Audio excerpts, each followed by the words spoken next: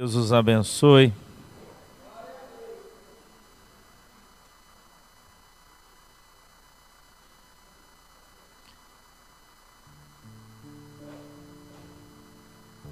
Estamos chegando no final do mês já, graças a Deus, né? Graças a Deus, né? Vamos abrir a nossa Bíblia no Evangelho de João, capítulo 6, verso 1, por favor. João 6 e 1. Jesus é bom. Graças a Deus.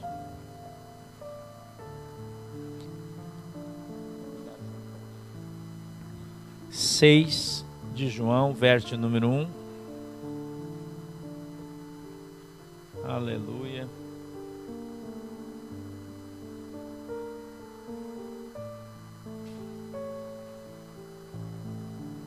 Evangelho de João, capítulo 6, verso de número 1. Posso ler? Todo mundo achou já? Se você está sem Bíblia, você pode acompanhar aqui. Chamando ela. Já vai achar ali. Pronto, já chegou. Eu que estou com sono e ela que está dormindo, né? Mas faz parte, né? Vamos lá. A Bíblia diz assim, ó. Depois disso, partiu Jesus para o outro lado do mar da Galileia, que é o de Tiberíades. E grande multidão o seguia, porque viu os sinais que operavam sobre os enfermos. E Jesus subiu ao monte e assentou-se ali com os seus discípulos. E a Páscoa, a festa dos judeus, estava próxima. Então, Jesus, levantando os olhos e vendo que uma grande multidão vinha ter com ele, disse a Filipe: onde compraremos pão para estes comerem? Mas dizia isso para o experimentar, porque ele bem sabia o que havia de fazer. Filipe respondeu-lhe: 200 dinheiros de pão não lhes bastarão para que cada um deles tome um pouco. E um dos seus discípulos, André, irmão de Simão Pedro, disse-lhe: está aqui um rapaz que tem 5 pães de cevada e 2 peixinhos. Mas o que é isso para tantos? E disse Jesus: mandai assentar os homens. E havia muita relva naquele lugar. Assentaram-se, pois, os homens em número de quase 5.000. Jesus tomou os pães e, havendo dado graças, repartiu-os pelos discípulos. E os discípulos, pelos que estavam assentados, e igualmente para também os peixes, quanto eles queriam. E quando estavam saciados, disse aos seus discípulos: recolhei os pedaços que sobraram, para que nada se perca.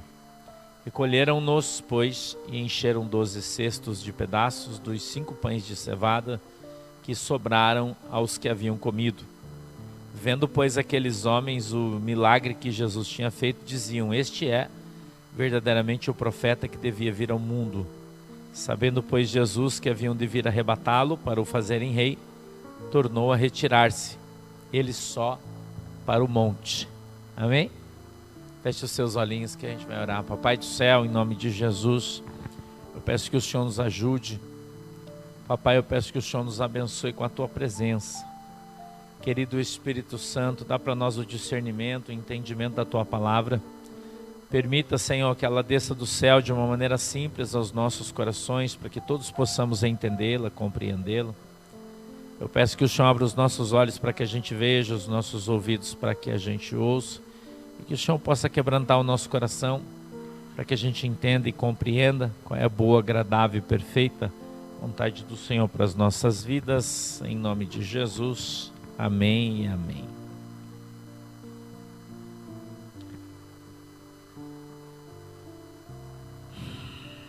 Algumas pessoas seguiam Jesus em função daquilo que ele disponibilizava para eles. A palavra de Deus, ela diz que muitas pessoas iam atrás de Jesus quando ele saía de um lugar, logo, por exemplo, depois desse texto, e Jesus atravessou o mar, indo para o outro lado. Ele andou sobre as águas, é uma passagem conhecida, você conhece. Quando termina essa distribuição de pães e peixes, Jesus sai quietinho, porque a Bíblia diz que aquelas pessoas que viam Jesus fazer aqueles milagres extraordinários, portentosos, eles queriam fazer com que Jesus fosse transformado em rei dos judeus. Eles queriam que Jesus assumisse uma posição política. É importante você aprender a conhecer a história para você entender a Bíblia. O povo de Israel, os judeus, eles eram dominados pelos romanos. Eles estavam debaixo do jugo de Roma. E eles tinham no seu coração que o Messias, ou de Meshiach, ele viria para libertar o povo do jugo romano.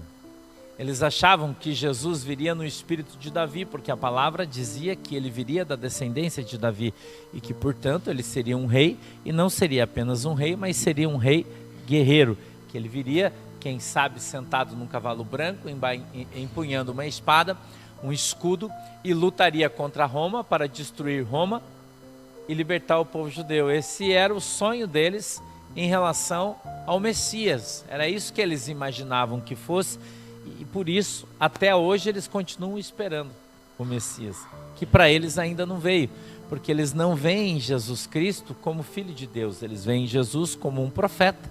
O judeu vê Jesus assim, e não só como um profeta, mas como um dos menores profetas, né? Por quê? Porque muitas coisas das quais Jesus fez, lhes foram escondidas pela religião, não é?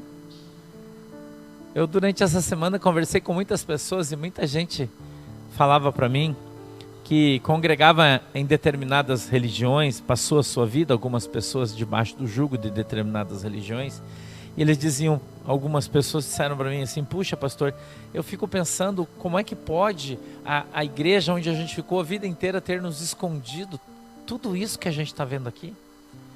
Não deixaram a gente conhecer o Espírito Santo, diziam que o Espírito Santo não tinha, que o Espírito Santo não era, que o Espírito Santo não fazia, não podia, que ele era só lá atrás, e que não tinha nada disso. E agora a gente conheceu o pentecostalismo, porque é assim que eles chamam a ação do Espírito Santo, né?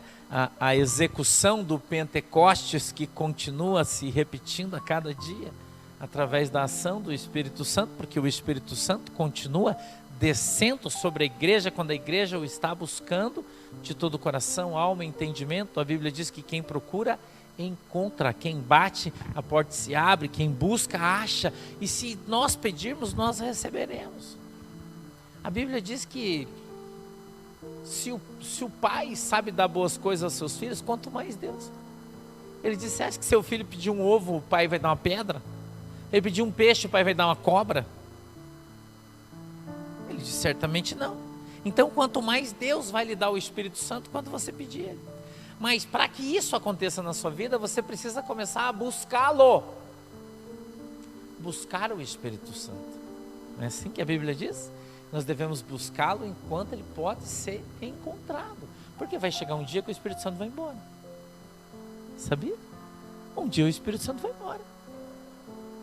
A Bíblia diz que quando Jesus voltar, com os seus pés não na terra, sobre uma nuvem, a Bíblia diz que ele vai atravessar o céu de um lado ao outro, como se fosse uma trovoada, e vai haver o arrebatamento da igreja. E o arrebatamento da igreja não é que Jesus vai pegar todo mundo que está aqui, a igreja, essa coiseira toda que está aqui, e vai levar isso aqui para o céu. Não é isso que a Bíblia está falando. Jesus, ele vai tirar uma igreja de dentro da igreja. Ele não vai tirar a igreja do Porto de Cristo do meio de Guaratuba e levar lá embora. Isso não vai acontecer. Não. Não. Jesus, ele vai vir buscar uma igreja de dentro da igreja. Uma igreja de dentro da igreja. Porque a igreja somos nós. Não é isso. Não é isso. Então, quando a gente fala da igreja, todos nós, os guri que estão gritando aí do lado, você está escutando, eles fazem parte da igreja de Jesus. Os caras que ficam ali, faz parte daquela outra igreja, todo mundo. Em cada lugar tem uma partezinha da igreja que um dia vai se reunir, todo mundo no céu. Porque a igreja de Cristo, ela vai subir. O que não vai subir é a igreja dos homens, essa não vai. A igreja dos homens não vai subir. A igreja que os homens fizeram, que os homens constituíram, que eles planejaram, que eles moldaram segundo o desejo, a vontade, essa não vai. Mas a de Jesus, essa aí vai. E a igreja de Jesus Cristo, ela é separada, mostrada, representada pelo Espírito Santo de Deus. E o que será daqueles que não acreditam na ação do Espírito Santo? Não acreditam que Ele opera, que Ele existe, que Ele fala. Porque a gente sabe que Ele fala conosco. Ele fala através de nós. Não é assim? Ele usa a nossa boca para profetizar, para revelar. Eu não estou falando minha, estou falando nossa. Você está orando, Ele fala com você. Mas os caras dizem que é mentira, isso aí não tem. Isso é coisa loucura da tua cabeça, isso aí.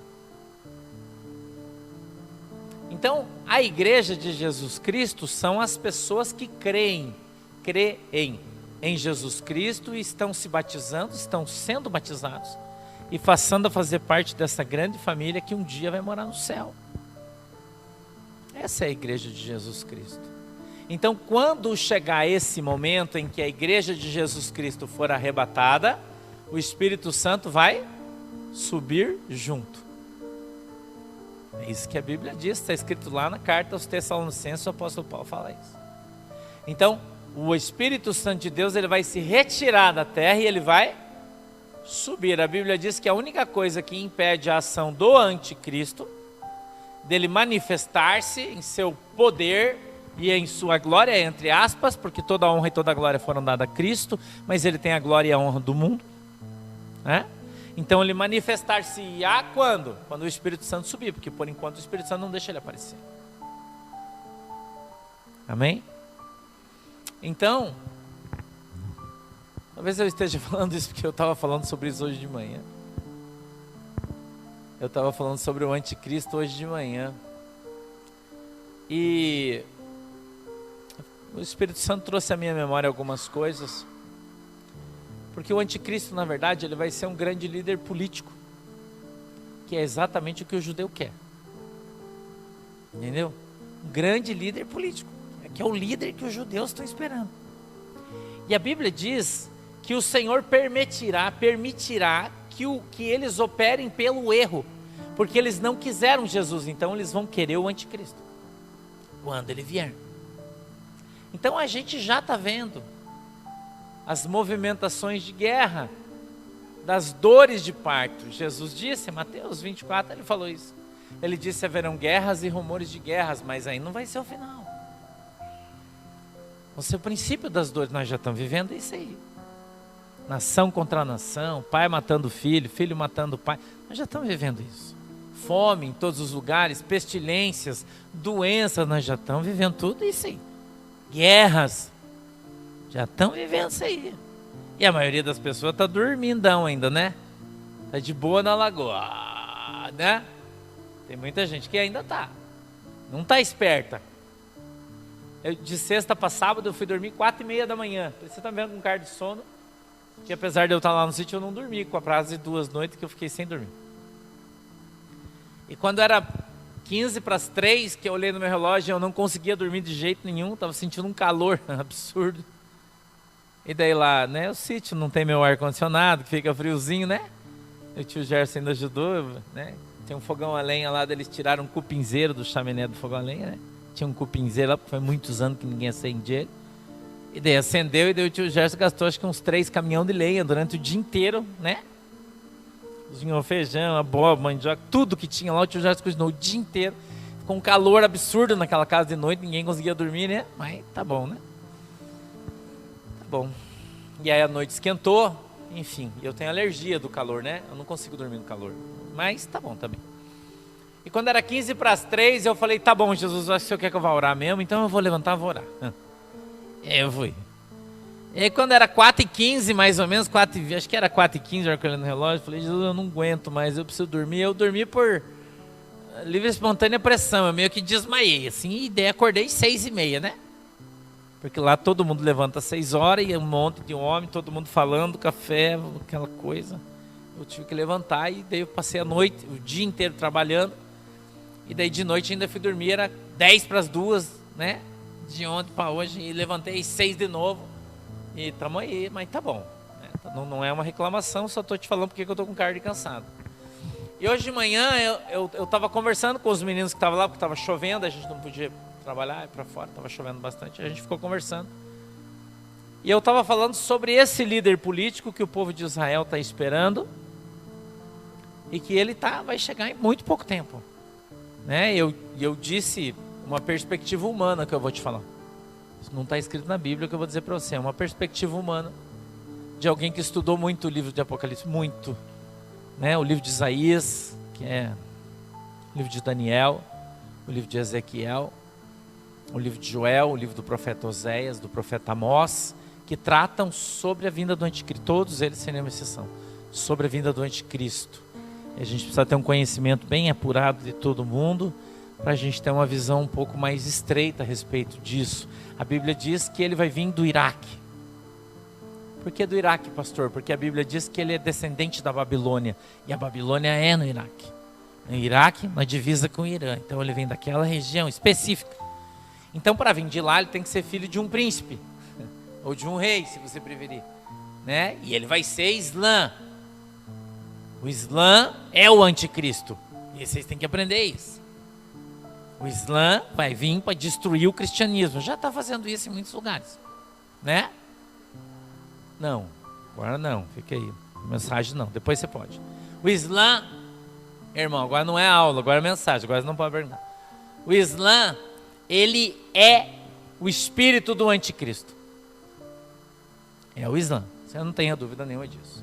A gente já teve uma boa, para quem duvida disso, a gente já teve um bom exemplo, não é? Quando aquele grupo terrorista islâmico, que se chamava, eu esqueci o nome deles agora, mas enfim, eles estavam no Egito, e lá eles pegaram um grupo de cristãos coptas, e colocaram todo mundo num macacão laranjado e mostraram na televisão, todo mundo viu isso, não é? Carregaram os caras e deixaram todo mundo de joelho, colocaram uma faca no pescoço deles, e o cara vinha no ouvido e falava assim, ó, se você negar Jesus e se converter ao Islã, você vive. Os caras, não vou negar Jesus.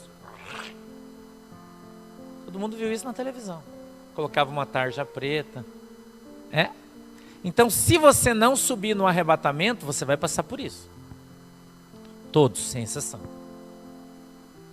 Né? A gente olha para o livro de Apocalipse, não sei porque nós estamos nisso aí, mas vamos.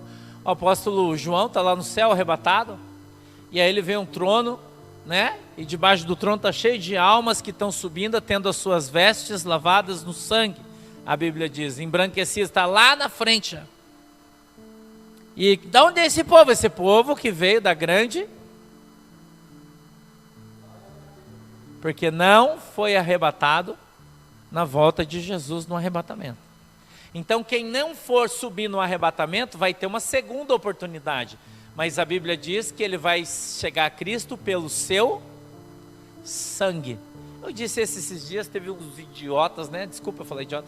Falou assim, esse pastor é um imbecil, ele está falando que o cara vai ser salvo pelo seu próprio sangue, nós somos salvos pelo sangue de Jesus. Isso é uma idiotice de quem não conhece a Bíblia. É óbvio que nós somos salvos pelo sangue de Jesus em função da graça, mas nessa nós não estamos sendo salvos pela graça, nós estamos sendo salvos pelo sangue. Por quê? Porque a graça já acabou. A graça acaba no arrebatamento. Favor imerecido. Você foi salvo porque você não mereceu. Agora, passou isso, você vai ter que merecer. O livro de Daniel fala de 7 semanas, que a gente interpreta como 7 anos, né? Então os 3 primeiros anos e meio, 3,5 primeiros anos e meio, a gente não tem noção se de fato são 3 anos e meio. Nossa, que cheiro de pipoca, né? Parece que eu estou no circo. É que eu estou com fome, por isso, desculpa. Mas está fazendo pipoca para as crianças, eu estou sentindo enxerguinha. Então, esses 3 primeiros anos e meio, 3,5 anos, será o tempo em que o anticristo vai dominar parcialmente a terra. Em que ainda haverá essa peneira daqueles que não subiram no arrebatamento. A Bíblia diz no princípio do livro de Apocalipse, eu não vou dar capítulo e versículo, porque hoje a minha cabeça está ruim, e provavelmente eu vou errar, então eu não vou nem usar né, essa temática, mas vocês sabem, depois quem quiser procura na Bíblia e ver. Eu acho que é 5, mas não me lembro, 8, sei lá, não lembro agora. São 142 mil, né? 12 mil de cada tribo, vezes 12 tribos, né? De Israel. 12 mil testemunhas de cada um que vão ficar no arrebatamento. A Bíblia diz que eles vão receber a sua marca na testa, né? Que provavelmente será tatuada. Tem um monte de gente falando que tatuagem é pecado, né? Está dizendo que o Espírito Santo vai fazer todo mundo pecar, porque vai escrever o nome de Deus na sua testa. Tem uns que está escrito, né? Eu sou ladrão e bobalhão, né? Mas a gente vai estar escrito o nome do nosso Deus. E a Bíblia diz que nós andaremos por um tempo na terra, homens, varões, não é? Para sermos testemunhas do quê? Do arrebatamento da igreja. Andando pelas igrejas, testemunhando que a igreja foi arrebatada. Porque o diabo vai dizer que não teve arrebatamento nada, foi uma peste que aconteceu e todo mundo caiu morto. Porque a Bíblia diz que quando o anjo tocar a trombeta, né, vai ser assim, ó. Tó, tá, tá. Não é? Apocalipse 6:1 está escrito. Vai tocar a trombeta e quando você ouvir, só vai ouvir quem tiver o Espírito Santo, quem estiver apto a ser arrebatado. E naquele momento você vai fazer o quê? Você vai morrer. Não fica achando que você que se corpite aí, né? Magrinho aí, você vai subir para o céu. Não vai. A Bíblia diz que a carne e o sangue não vão herdar o reino dos... Que o corruptível não vai herdar o incorruptível. Não se engane, o apóstolo Paulo é muito claro sobre isso, né? Então o que vai acontecer? Você vai morrer e a tua alma, o teu espírito vão subir, a Bíblia diz. E nós nos reuniremos com Cristo nos altos céus, a Bíblia diz. E com o Senhor iremos ser levados. Amém? Aí você precisa entender, a Bíblia diz que o tempo de Deus não é o nosso tempo. Quando você desencarnar, né?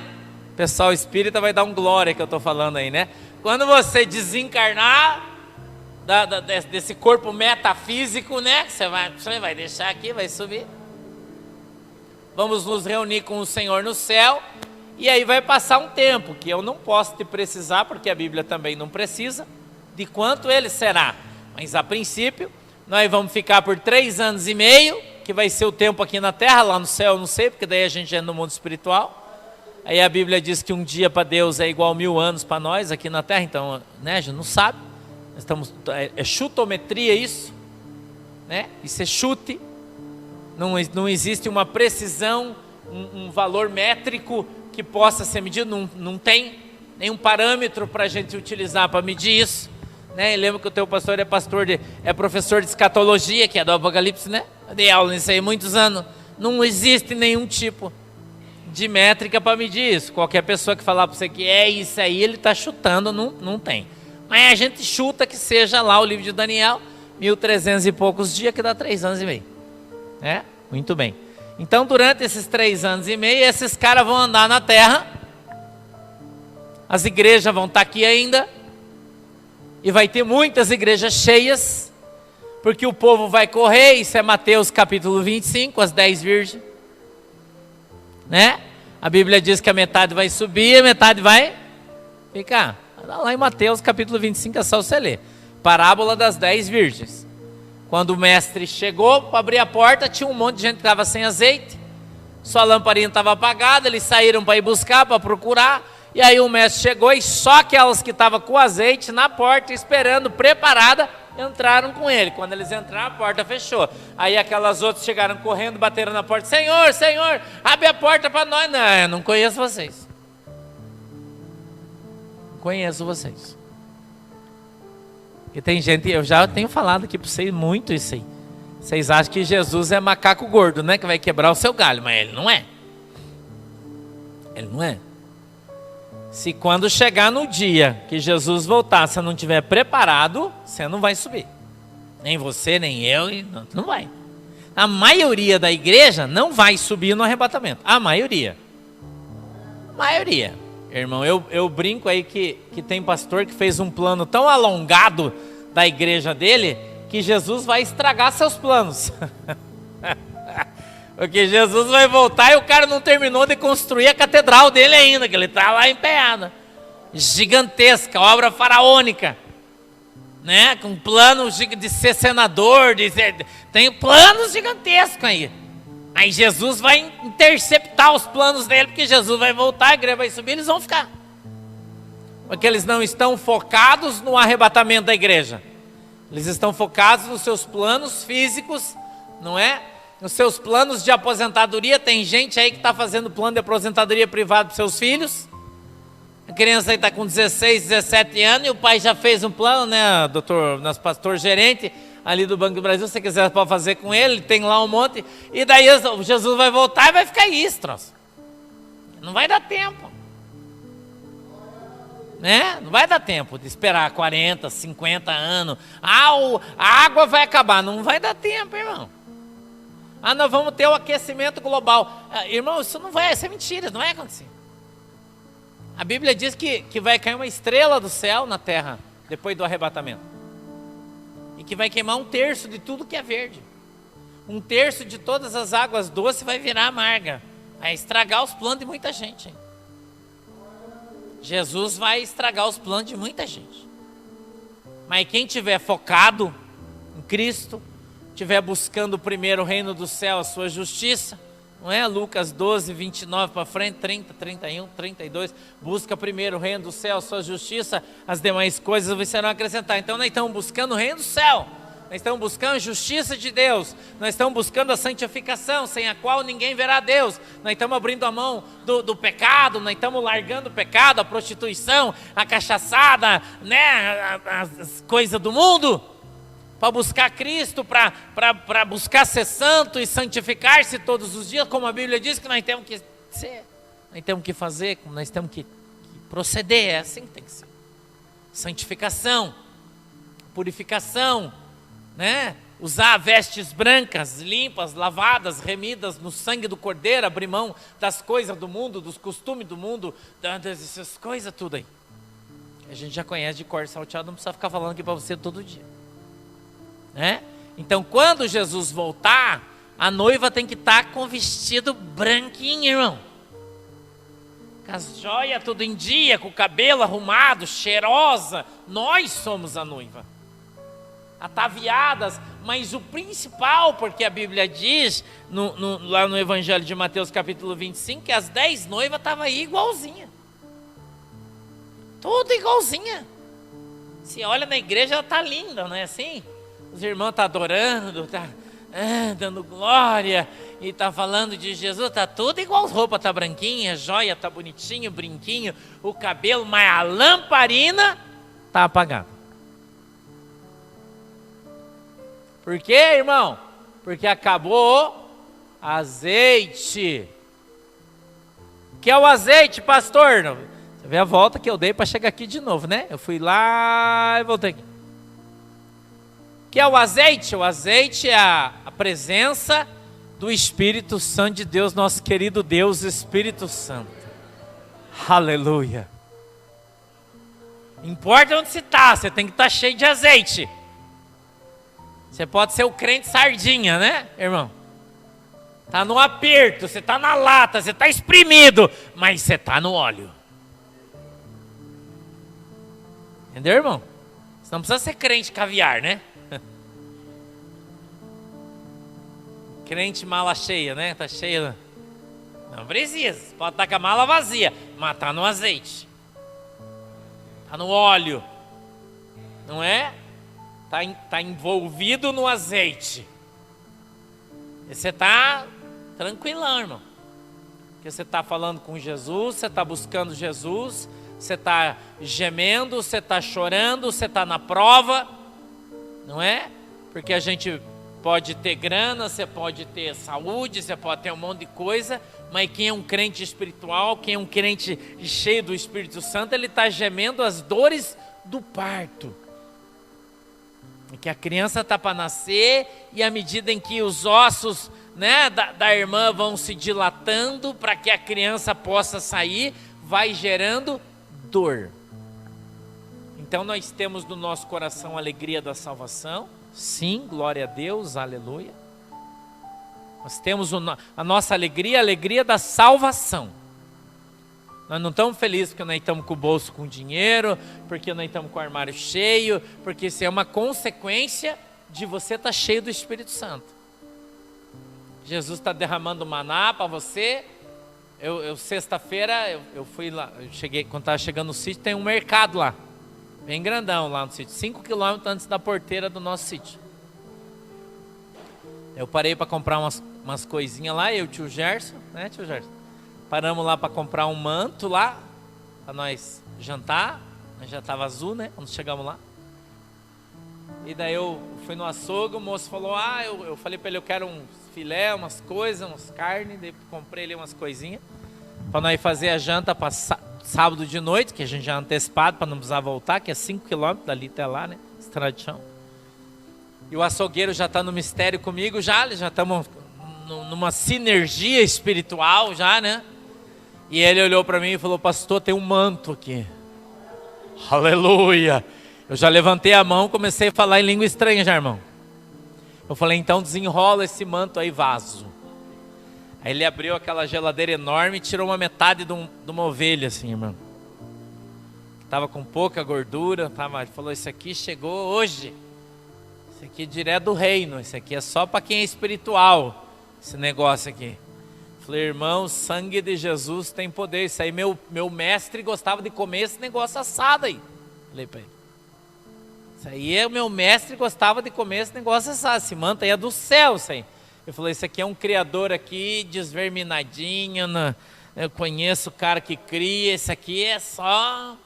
Falei, quanto é? Ele falou o preço. Eu falei, isso é um troço do céu, irmão. Eu falei, mas eu tenho um problema. Ele falou, qual? Eu falei, nós não temos churrasqueira, nós não temos forno, então como é que eu vou assar esse troço? Eu falei, só se você me vender só o carrezinho. Né? Você não sabe o que é carré? É o filé com mignon, só que é da ovelhinha, né? Igual do boi, filé com mignon, que é a costelinha, você corta para fazer na grelha. Não, mãe, eu corto para você, pastor. Eu falei, então deixa Jesus te usar aí, varão. E ele jogou aquele troço e começou... E nós conversando, eu com o tio ali, com o branco, e batendo um papo, pegando uma Coca-Cola, né? Bico de pato, asa de barata. E aí ele fez uma montanha assim, que dava uns 3 quilos aquilo, mais ou menos. Aí ele falou, quanto você vai levar? Eu falei, tudo, irmão, por favor. Que custa lá metade, bem menos da metade do que você pagaria aqui. Né? Aquilo é o mignonzinho do... Aí nós levamos para casa. Eu falei, eu vou levar se tiver uma garrafa de vinho branco seca aí. Ele falou, você come isso com vinho? Eu falei, não, vaso, é para temperar. Vinho branco, no alecrim, um pouquinho de alho. Maná isso aí, irmão. Maná ele é específico, não é qualquer coisa. Maná é maná. E daí eu ensinei os guri lá, eu falei, vou ensinar vocês a temperar isso aqui para mim não precisar fazer mais. Na próxima vocês já fazem, eu só como daí, né? Aí um Tupperware, daí você deixa ele marinando 24 horas, né? Naquele tempero ali, com alho, com umas coisas ali, uns mantos. O pastor é do manto, né? Você sabe, né? Eu temperei, coloquei aquele vinho ali, coloquei ele na geladeira e ele ficou lá até sábado de noite. Da sexta pro sábado, na geladeira. Não é no freezer, né? Foi só virando ali, eu falava, tio, deu o horário. O tio ia lá, pegava aquilo, virava, tirava de cima, colocava para baixo, mexia. E aí de noite, né, a gente fez um braseiro bem legal, uma Coca-Cola bem gelada. E nós comemos aquele negócio ali do céu, foi um troço do céu aquilo, né? Aquilo é, meu Deus, é só Jesus mesmo, né? Mas Jesus, ele te paga bem, mas ele te cobra bastante. Tem que aprender isso aí. Você ora para descer o maná, né, irmão? Mas a Bíblia diz que você tem que dar a Deus aquilo que é de Deus. A reverência, o louvor, a honra, a glória, a santificação. Então quando foi 3 horas da manhã, nós tivemos que... Nós comemos maná na hora do maná, mas na hora de levantar para orar, nós fomos orar. Até as 4h15, 4h20 da manhã. buscando a Deus, orando, conversando com o Senhor. E depois eu dormi acho que umas 2 horas e pouquinho, já levantei, nós já levantamos falando da Bíblia, dando glória a Deus. E eu falando para os irmãos sobre a vinda do anticristo. Isso importa muito para nós. Porque a Bíblia diz que nós temos que observar os sinais. A Bíblia diz que quando vai chover, você sente o cheiro da chuva, você vê o vento, a mudança de temperatura. Não é assim? Jesus disse que quando você começa a ver os brotos das plantas, começa a soltar o brotinho, o que significa isso aí, irmão? Está mudando a estação. Hoje, quando eu estava andando, eu plantei uns pés de pera lá, que eu encontrei grande já assim. Eu plantei eles faz 2 semanas, hoje eu andei, eles estavam tudo cheio de brotinho assim, ó. E as pereiras mais antigas que tem lá, tem uma até que está com flor, é temporão, fora de temporada isso aí. Porque agora no inverno ela vai buscar força para sair e dar bastante fruto, não é assim? Então a gente vai observando para saber o que vai acontecer. Então Jesus, assim como nós estamos vendo os brotos das plantas, nós estamos vendo a ação do Espírito Santo. Nós estamos vendo a guerra recrudescer lá na Rússia, nós estamos vendo a guerra em Israel, nós estamos vendo as tretas ali com o Irã, os Estados Unidos treteando, não é? Nós estamos vendo a China treteando com Taiwan, nós estamos vendo o Japão comprar muita arma, se preparando, porque a Coreia do Norte está jogando. Você tem que prestar atenção no notícia. Você está vendo ali a volta de Jesus, irmão. Você só não vê se você for um tapado. Mas se você for um crente safo, você está orando, o Espírito Santo está gemendo, a igreja está gemendo, você está vendo o pecado sendo exposto na igreja brasileira, que é a igreja do arrebatamento, porque daqui vai sair o avivamento da igreja, aleluia, para a volta de Cristo. E você tem que entender o tempo que nós estamos vivendo no Brasil. Deus está fazendo uma limpeza, vai fazer uma limpeza na igreja brasileira.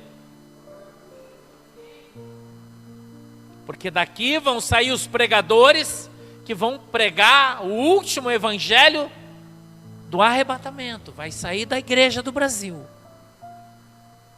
Isso é uma palavra profética, muitos pastores já pregaram isso, Jesus falou para mim, eu já falei isso aí também. Mas a noiva do Cordeiro, ela precisa estar limpa, branca, santa. E não é possível que a noiva suja que está aí, cheia de prostituição, de adultério, de mentira, de heresia, de dinheiro, não é? Todo mundo roubando todo mundo, pregando dinheiro, prosperidade.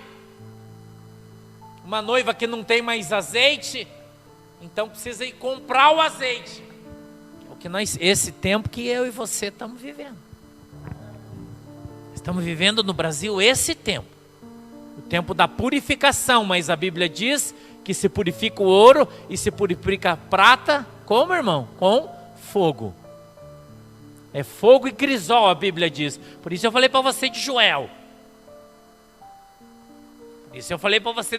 Capítulo 2. Não é assim que a Bíblia diz? Joel foi um profeta que viveu quando o povo estava saindo da Babilônia. E ele fala sobre a glória, escute o que eu estou te falando, a glória da segunda casa. A glória da segunda casa. A Bíblia diz que o povo sai da Babilônia, já haviam vivido os 70 anos de cativeiro. Nós estamos falando do arrebatamento, irmão. Eu preciso ir lá para trazer você aqui, contextualizar para você o que eu estou pregando. A Bíblia diz que o povo permanece, não foram exatos 70 anos, foram mais ou menos entre 73 e 76 anos. Jeremias, lá no capítulo 21, profetizou que o povo seria levado para o cativeiro e que por 70 anos permaneceria lá. Nabucodonosor foi a espada de Deus usada para purificar o povo. Jerusalém foi queimado a fogo, o templo foi destruído, tudo foi roubado, foi levado para a Babilônia. Você conhece o texto? Você conhece a Bíblia? Não é?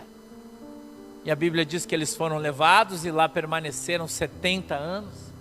Capítulo 2 do livro de Ezequiel, a partir do verso 10. A Bíblia diz que o Senhor levanta Ezequiel no meio da Babilônia. Ele está na beirada do rio Quebar. Meu Jesus amado, estamos mergulhando na história, né? O povo de Deus todo escravo, fazendo tijolo, atijolando a beirada do rio, construindo a Babilônia. A Bíblia diz que Ezequiel, um homem de Deus, um profeta de Deus, que desde os 8 anos foi levado para o templo para ali ser trabalhado, e aos 30 anos de idade, com 22 anos de preparo segundo a lei, ele iria ser levantado como sacerdote para começar a trabalhar no templo. Mas quando ele tinha 25 anos, veio Nabucodonosor e destruiu o templo. Ele levou Ezequiel cativo para o cativeiro. Capítulo 1 de Ezequiel 2. Não é? E a Bíblia diz, Ezequiel teve a sua primeira visão, ele é levado, Deus fala com ele e diz assim: eu vou te levar como atalaia no meio do meu povo, e ali você vai profetizar um povo de cerviz dura. No início da escravatura, no início da Babilônia, o povo tinha recém chegado lá, e Deus levantou Ezequiel. Ezequiel é uma mensagem extraordinária, capítulo 2, capítulo 3, ele disse: eis que o anjo do Senhor veio sobre a minha vida, segurou nos cachos dos meus cabelos. Eu acho que Ezequiel tinha cabelo encaixeado, a tribo dele tinha essa característica, cabelo cacheado, não é? Porque o povo acha que o judeu era polaco, mas não era, ele tinha cabelo preto, zóio escuro, algumas tribos, amendoados. E ele diz que então o anjo pega ele pela sua mão, levanta ele nos altos céus e dá a ele uma visão. E o Senhor diz: Ezequiel, vou te usar aqui como profeta. Você estudou para ser sacerdote, mas eu vou te dar 2 ministérios. Você vai ser sacerdote e você vai ser profeta. E você vai profetizar no meio do meu povo. Um povo de coração duro, de fronte dura, que não aceitava a palavra de Deus. Um povo rebelde. E eles foram levados para o cativeiro, permaneceram lá por 70 anos. Quando eles saem, a Bíblia diz, 40 de Isaías, levanta o rei Dário. Não é assim? Jesus, onde nós estamos indo? Está lá em Daniel, isso também. Quando aquele dedo vai na parede caiada, quem gosta da Bíblia, né? E escreve lá onde nós estamos indo, irmão. Mené, mené, tekel, parsi. Jesus, hein, Cláudio? Pesado fosse e achado em falta. A Bíblia diz que eles tinham levado todos os utensílios do templo de Deus, e eles começaram a pegar os copos que eram do templo do Senhor e usar numa festa prostituta, festa, uhul, e todo mundo na festa. E Deus matou o cara na mesma noite, porque ele estava utilizando aquilo que era santo para profanar, mesmo no cativeiro. Não é porque você foi para o cativeiro que lá vai deixar de haver santidade. Deus está tratando com o povo no meio do cativeiro. Deus está purificando o seu povo. Deus está purificando a sua casa. Deus está trabalhando na sua casa. Deus está tirando as heresias. Deus está tirando as prostituições. Deus está tirando as coisas que não agradam o Senhor no meio da igreja. A igreja é purificada pelo fogo. Pelo fogo. Então o Senhor manda lá Josué. Aí a gente já vai lá para o livro de Zacarias, capítulo 3. Começa a primeira visão, a segunda visão, a terceira visão. Ele é levantado, levado diante de Deus, está com as suas vestes sujas. É assim, a Bíblia diz que Satanás comparece diante de Deus, junto com o sacerdote, que naquele templo que eles estão saindo, né? E ele então tem as suas vestes trocadas. Deus perdoa seu pecado, dá um turbante novo, um óleo novo na cabeça, e o povo sai da Babilônia, volta agora para Jerusalém. A Bíblia diz que quando eles chegam, a cidade está queimada a fogo. Deus me deu uma visão terça-feira sobre isso. Eu vi Jerusalém queimado, os portões queimados, o muro derrubado. Os caras derrubavam as pedras, que eram caiadas, porque naquele tempo a argamassa que eles utilizavam para assentar as pedras das muralhas era com cal, não tinha do cimento. Então eles queimavam para que o cal não grudasse mais a pedra. E eles voltam. E aí aparece dois caras lá, eles estão começando a reconstruir. Sanbalat e Tobias, Jesus amado, que se levanta contra as cartas do rei Dário para reconstruir Jerusalém. Paralisa toda a obra, mas depois eles começam de novo, passa um tempo, eu não vou demorar nisso. E aí veio o profeta Joel com alguns que ainda estavam vivos quando Israel foi destruída, ou seja, as crianças que tinham 8, 9, 10 anos, que agora estão com 80. E eles viram a glória de Israel, que era Jerusalém, a menina dos olhos de Deus, quando ela foi derrubada e destruída. E agora eles veem ela sendo reconstruída. E Deus levanta o profeta, e o profeta vem e profetiza no meio do povo, e diz que a glória da segunda casa vai ser maior do que foi a glória da primeira.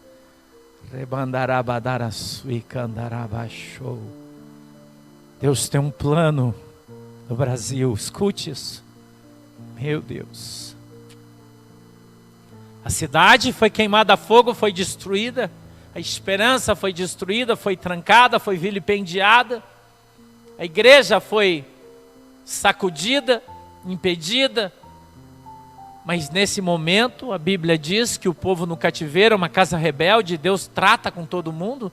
Quantas fecharam, quantas foram destruídas, quantas acabaram, quantas portas se fecharam, quanta gente foi levada no Covid, quanta gente Deus está tratando com a igreja, Deus está tratando com o povo. O pecado aparece, pastor pedófilo, pastor abusador, igreja de estupro. Igrejas grandes se misturando com Maduro, apoiando o socialismo para ganhar canal de televisão.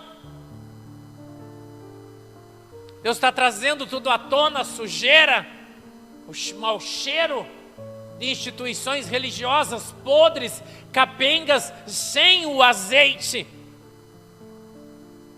Deus está trazendo diante dos olhos de todos, para que todos vejam, para que todo mundo tenha a nítida, a clara visão de quem é e de quem não é. Deus está mostrando. Já está passando por uma purificação. Deus está arrancando os que estão em cima, não foi isso que foi profetizado? Está arrancando os que estão de cima e está trazendo os que estavam embaixo. Deus está arrancando os grandes, os prostitutos, os ladrão, os enganadores, os pregadores de prosperidade estão caindo tudo por terra, indo embora.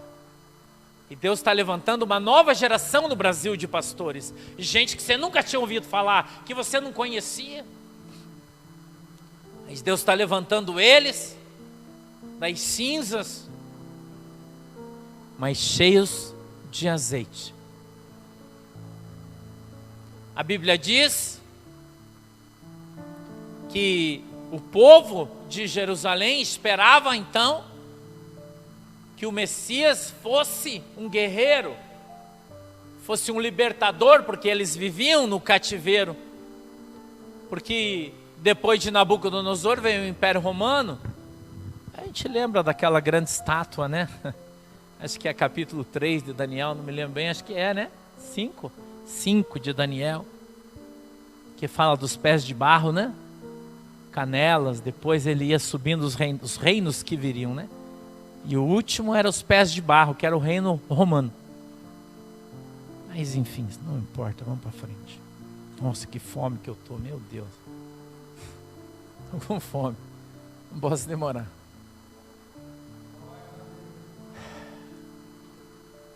Estou sintetizando o máximo que eu posso, tá? Estou indo só na vertente, não vou rodear. Deixa eu tomar um chá aqui, espero que ele esteja doce. Jesus.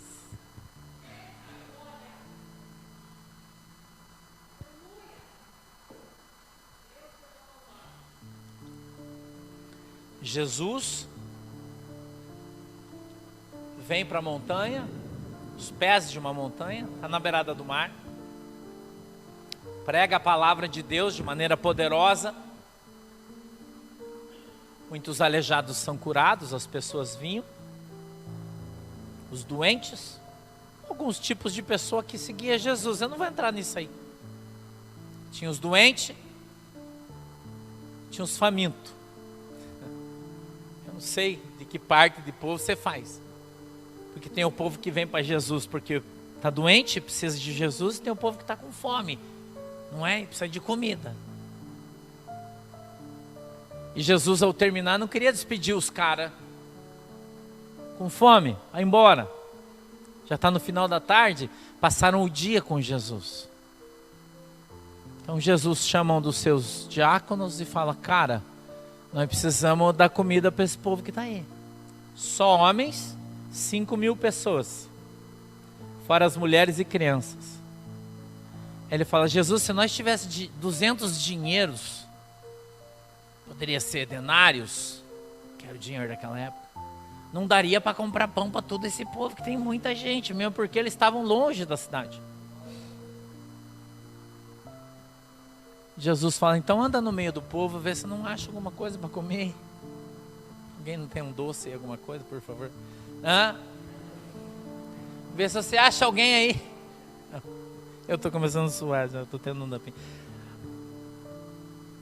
E a Bíblia diz que o Filipe, acho que é o Filipe que vai lá, né? Não lembro bem, acho que era o Filipe, vai lá. Ele falou: Senhor, é o seguinte, eu achei 5 pãozinhos de cevada. Por que pão de cevada, André? 5 pãozinhos de cevada. Porque o pão de cevada era o pão de pobre. Cevada é um grão menos nobre que o trigo. Então quem tinha pão de cevada era pobre. Rico comia trigo. Ele disse: eu achei uns pãozinhos de cevada ali, 5, 3 peixinhos, 2 peixinhos. É que tem 2, 3 milagres, daí são diferentes, né? Mas não importa. Podia ser 5 peixes e 4 pão, não interessa. Isso não importa. Não é importante. E aí o peixe, eu queria explicar para você, quando o cara ia viajar, o que ele fazia? Ele assava o peixe, para ele não estragar. Então ele enrolava num paninho, era tipo uma marmitinha, né? Uma marmita. Então ele levava uns pãozinhos, uns peixinhos assados, ele colocava numa bolsinha e ele tinha comida para 3, 4 dias, não estragava. O pãozinho já estava duro, claro, né? Pãozinho maiorzinho, não era aquele pão igual ao pão árabe, né? Sem fermento, ele era um pãozinho maiorzinho assim. E aí Jesus falou: não, tá bom, traz esses troços aí. Aí ele abençoou e partiu os pãozinhos, deu para os discípulos. Era 12, né? Já começou o manto. E os peixinhos, falou: distribui para a galera aí. E eles iam passando em pequenas rodinhas e distribuindo. E o peixe não acabava, o pão não acabava. E eles foram sendo multiplicados e multiplicados naturalmente. Eu me lembro uma vez a gente fez um cinema na igreja, faz muitos anos isso. Vamos fazer um cinema, logo que a gente não tinha dinheiro, que a gente era bem pobre, né? Sempre foi, né? Nossa igreja sempre foi pobre. A gente continua pobre, né? A gente continua pobre. E a gente resolveu fazer uma festa. A gente pegou um filme da internet da época, eu acho, CD, alugou, não me lembro. E convidou todas as creches, as crianças pobres da cidade, pegou os ônibus, foi na prefeitura, né? E daí trouxe no sábado de tarde aquelas crianças para assistir um filme. Naquele tempo não tinha cinema, aqui não tinha nada. Faz acho que 12 anos atrás, 13. Faz tempo pra caramba. E aí a gente pediu para os irmãos trazer, cada um trazer um bolo, trazer um negócio aí para a gente dar um café para as crianças. E aí começou a chegar aqueles ônibus, irmão. E mais ônibus, e mais ônibus, e mais ônibus. E encheu a igreja e nós começamos a ficar desesperados, porque era muita gente para comer. E tinha pouca comida. Aí eu falei, quer saber de uma coisa? Vamos orar para Jesus multiplicar esses bolos aqui. E aí eu subi lá em cima, falei, Jesus, essas crianças aí são tuas, não são minhas. E eu não vou ficar me matando aqui de orar, mas Senhor, me ajuda aí para dar de comer para todo mundo, Jesus. Multiplica esse troço aí para que não acabe. E beleza, irmão. A gente tinha carrinho de pipoca, carrinho de algodão doce, né? Uma galera. E depois a gente falou um pouquinho de Jesus para as crianças, passou o filme, eles assistiram, comeram algodão doce, comeram pipoca. Depois começaram a comer bolo, irmão. Aquelas crianças comiam aquele bolo, tava com chocolate no olho, aqui no nariz, no olho, e comia aquele bolo de chocolate. E eu falava, Jesus, esse troço não vai acabar mais. E comia mais, e todo mundo comia aquela forma, não acabava de bolo de chocolate. E estava me dando uma coisa já, porque eu olhava aquele bolo, ninguém aguentava mais comer, e aquele bolo não acabava, irmão. Aí a gente resolveu pegar saco plástico, irmã, e fazer marmita para eles levar embora. E cada criança levou um saco de bolo embora, irmão. E pipoca, e refrigerante para o ônibus. E ainda nós tivemos que levar na cadeia. Tivemos que levar para os... Porque aqui tem as presas. Aqui, né? Quando tem comida a gente só levamos para a cadeia. Depois nós levamos no outro dia. O pessoal levou e veio a gente buscar aqueles bolos, irmão. E nós não aguentávamos mais sentir o cheiro daquele bolo abençoado. Ele não acabava. Isso é um testemunho. Você pode conversar com quem você quiser que estava aqui aquele dia. É uma coisa extraordinária, irmão, que Deus fez. Um milagre extraordinário. Nunca comi tanto bolo de chocolate na minha vida e eu nem gosto. Jesus, ele faz coisas extraordinárias. Mas Jesus não era político. Jesus não era um líder político. Jesus era um líder religioso. Um dia desses uma ovelhinha falou para mim, pastor, você tem que entender a dimensão do teu ministério. Você não é mais só um líder religioso. Agora você é um líder político. Eu disse, irmã, não vou exercer essa função. Ela falou, não interessa, mas você é. E eu entendo esse peso. Jesus, ele era um líder político, mas ele não assumiu essa posição. Porque ele veio para pregar o evangelho da salvação. Ele não veio para libertar as pessoas do jugo de Roma. Não. Não. Ele não veio para fazer isso. Nós precisamos entender que Jesus Cristo, ele é o mesmo ontem, hoje e eternamente. Ele é o mesmo. Ele não mudou, a sua palavra não mudou, ele continua exatamente a mesma coisa, o igual. Por isso que todos aqueles que estão aí fora, que se levantaram contra Jesus, vão cair, irmão. Não é pela minha mão, é pela mão dele. Para que a igreja cresça e prevaleça, a igreja de Jesus. Não é desses bandidos que estão aí fora, não, é de Jesus. É preciso que Deus faça uma grande limpeza nas escolas, nas instituições públicas, em todos os lugares. Uma grande lavagem, Jesus vai fazer isso. Ele está fazendo. Ele está fazendo. E nós precisamos então orar a Deus e permanecer com o nosso pote cheio de azeite. Cheio de azeite. Para que quando essa oportunidade chegar, a gente esteja preparado, eu e você, cada um de nós. E eu já tenho visto Deus mover as pessoas, eu estou vendo já esse movimento. Mover as coisas, preparando tudo para o dia que está por vir. Está chegando, irmão. Ele está mais perto do que você imagina. Por isso todos devemos estar preparados. Preparados, irmãos, para aquilo que está por vir. Porque Jesus Cristo de Nazaré, nosso Senhor e Salvador, em breve Ele virá. E se nós não estivermos preparados, com o nosso pote de azeite cheio, com a nossa lamparina acesa, a gente não vai para o céu. Nem você, nem eu, nem ninguém. Então, assim como nós devemos nos preparar para a volta de Jesus, e a Bíblia diz que nós devemos orar para isso, nós devemos também vigiar. Também vigiar. Em função de todas as mudanças que estão para acontecer na nossa vida, todas. Para que nós vivamos essa igreja do arrebatamento. nós estejamos preparados, santificados, lavados e remidos no sangue de Jesus, sem medo, agindo de maneira destemida diante das pessoas, a favor da igreja de Cristo. Esse é o chamado. Jesus, depois que terminou de entregar tudo para todos, ele foi ao monte para orar. Que nós possamos estar orando também como Jesus orou, buscando aquilo que Jesus tem preparado para cada um de nós, através da oração, da santificação, para que possamos ser alcançados pela vontade e o desejo do coração de Deus. Amém?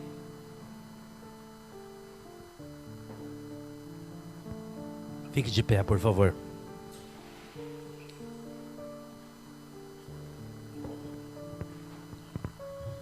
Feche os seus olhinhos.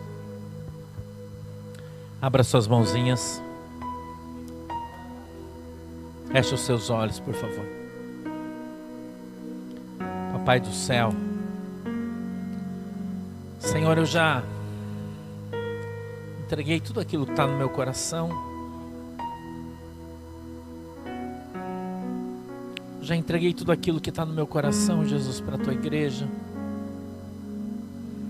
Eu sei, Senhor, que hoje é um dia especial. Quando eu vi aquela lua ontem, Senhor, eu entendi o sinal. E eu creio nisso, Jesus. Eu creio em cada coisa que o Senhor tem mostrado, falado. E eu quero te pedir, meu Deus, em nome de Jesus, que o Senhor abençoe a nossa igreja. Que o Senhor nos ajude, Senhor, para que a gente possa vencer, papai, esse tempo que está chegando. Os dias estão passando ligeiro, Jesus. Esse mês já acabou. A gente já está entrando no mês de maio. E muitos ainda estão dormindo.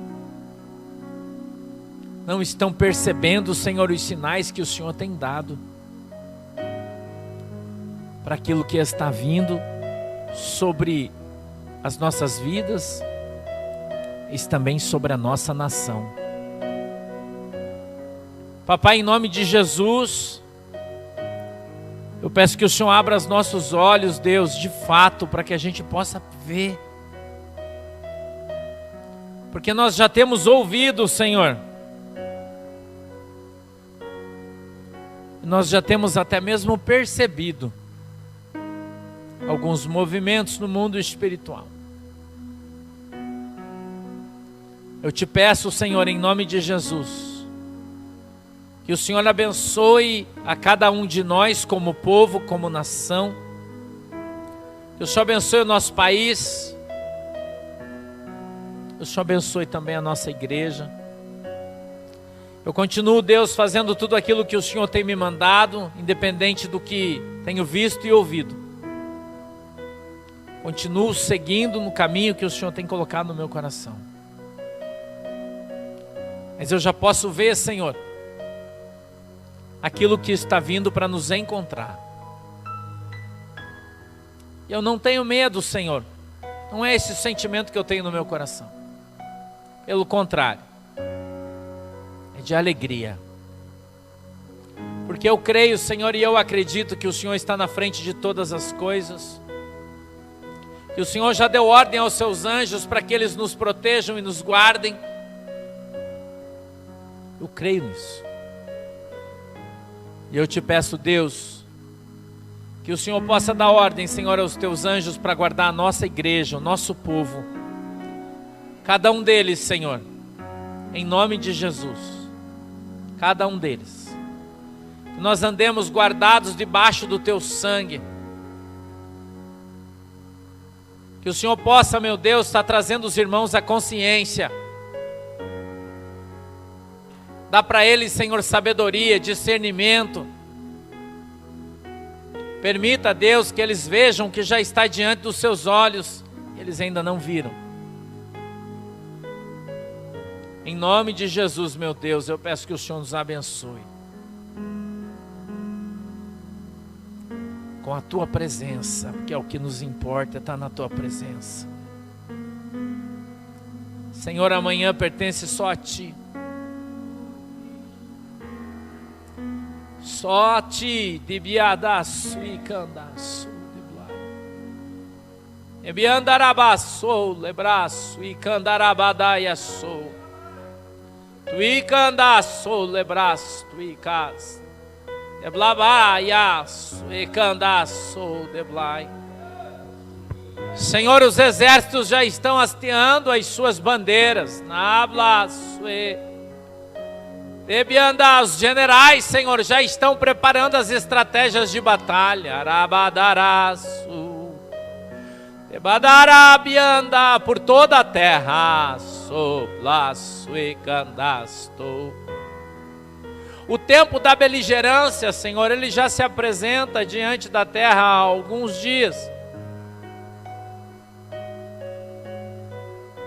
Os planos dos homens, Senhor, já estão prontos e preparados. Senhor, quantas pessoas serão pegas de surpresa porque não acreditam e não creem naquilo que tu tem falado. Rabadaraço e candarabaço, oblabaiaço e cantaço, badadaiaço e candaste, badar. Ikadabadara sola blaço iricandarabara suedarabadaiaçu. Ah, Senhor, quantos lugares que serão como uma terra arrasada. Arabadaçu e decandadabadaiaçu. Quantos correrão, Senhor, de um lado para o outro buscando abrigo, mas não encontrarão. Naran tarabadaraçu e arablaço e candasto debai. Mas como aquele campo, Senhor, como eu vi a queimada, Senhor, lá na terra, que é preciso que se queime todo aquele mato velho e seco, é que possa brotar um capim novo, e que o fogo tenha o seu propósito, Pai. Eu tenho aprendido, o Senhor me mostrou isso ontem. E depois que o capim velho é removido pelo fogo, e somente o fogo pode fazer isso, ele rebrota verde novo, e os animais o buscam com avidez. Ah, Senhor, eu te peço, Deus, que a tua mão poderosa esteja sobre os teus campos, que passarão pelo fogo para que haja o renovo. E assim como o Senhor purifica a prata e o ouro, assim a terra será purificada, Senhor, passando pelo fogo, porque isso já está decidido no céu. E os teus anjos já desceram na terra para cumprir a ordem. Existem mãos com canetas assinando papéis, para que tudo se cumpra segundo a vontade e o desejo do teu coração. Senhor, muitos grandes homens estão assustados. Grandes autoridades, Senhor, já estão sendo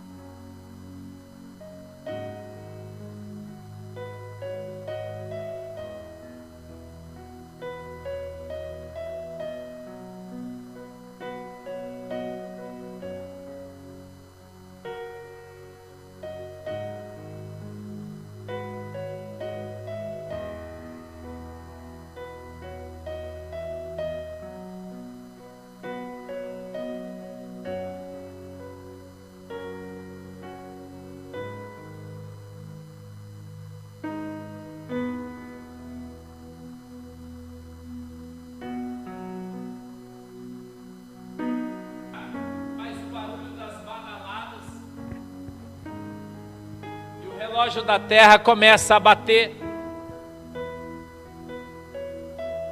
como aquele velho sino da igreja que tocava para avisar, Senhor, que haveria missa. E todos, muitos de longe e de perto, ouviam aquele grande sino batendo e sabiam que aquilo era um sinal de que em pouco tempo se iniciaria a missa. Nós crescemos assim. E creio, Deus, que por aquilo que o Senhor está me mostrando agora, que assim também o é agora. Que o sino, Pai, já começa a tocar nas igrejas. Deus está dando voz para os seus profetas. E o aviso está vindo de dentro das igrejas. Mas muitos não vão ouvir. E vão negligenciar aquilo que o sentinela tem bradado. Porque já se vê ao longe as bandeiras se movimentando. E o tempo vai passar muito rápido para que eles cheguem. Papai do céu, em nome de Jesus, o Senhor é o nosso baluarte, é o nosso broquel, e em Ti nós temos colocado a nossa confiança. E continuamos crendo e confiando que o Senhor é o nosso escudo bem presente. Guarda, Senhor, a Tua igreja do dia mau, porque Ele está chegando. Em nome de Jesus, meu Deus, eu Te peço que a Tua mão poderosa possa nos conduzir, segundo é a vontade e o desejo do Teu coração. É assim, meu Deus, que nós oramos e Te agradecemos, em nome de Jesus. Amém e amém. A igreja que crê, dá uma salva de palmas para Jesus. Glória a Deus. Sente-se, por favor. Tome o teu assento. Aleluia. A gente vai recolher as ofertas que vocês trouxeram, se vocês trouxeram, claro, no sinalzinho com a tua mão aí, que os irmãos vão entregar os envelopes para vocês. Você que está em casa também, se quiser enviar a sua oferta, e está aí os dados bancários da igreja. Essa semana a gente vai ter culto em Joinville, quinta-feira, né? Não? Só não temos culto quinta essa semana? Não? Tá.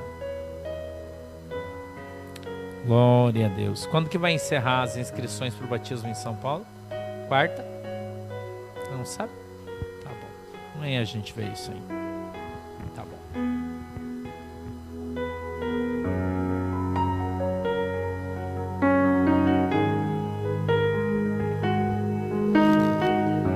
Deixa eu orar para vocês. Feche os seus olhinhos. Querido Deus, em nome de Jesus, eu peço que o Senhor abençoe todos os ofertantes e dizimistas da Tua igreja. Que a Tua mão, Senhor, poderosa esteja sobre as nossas vidas. E o Senhor nos abençoe, em nome de Jesus. Amém e amém. Se trouxe a sua oferta e quiser trazer aqui, fique à vontade, pode se levantar e fazer isso, por favor.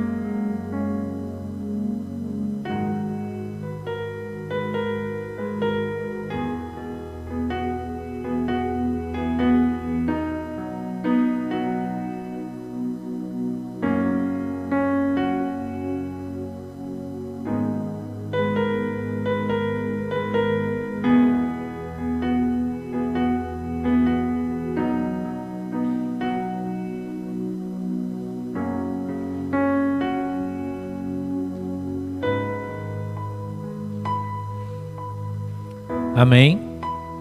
Fique em pé, por favor. Vamos orar. Feche os seus olhinhos, inclina a sua cabeça.